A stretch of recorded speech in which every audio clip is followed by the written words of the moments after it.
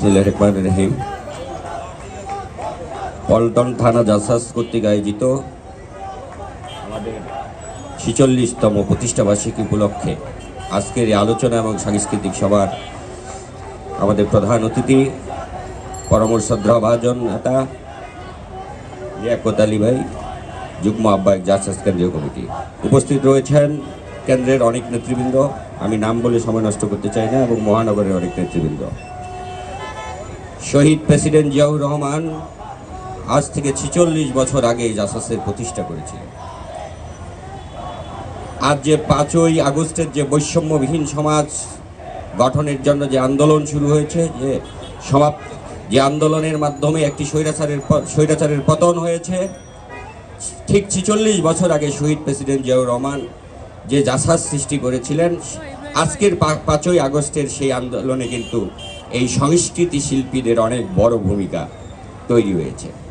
সেটা ৪৬ বছর আগেই শহীদ প্রেসিডেন্ট জিয়াউর রহমান বুঝেছিলেন।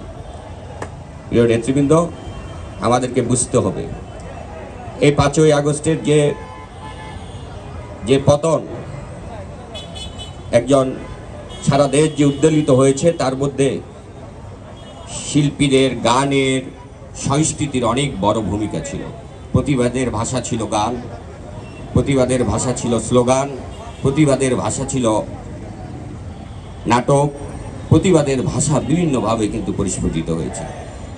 তাই আজকের যে আবেগ, সেই আবেগকে ধরে রাখতে হলে আমাদেরকে এই জাসাসের মাধ্যমেই যে জাগরণের সূচনা হয়েছে সেটিকে আরও বিস্তৃত করতে হবে, এবং দেশনায়ক তারেক রহমানের যে ঘোষিত ৩১ দফা, সেই ৩১ দফা বাস্তবায়নে জাসাস একটি পরিপূরক নাম হিসেবে গড়ে তুলতে হবে।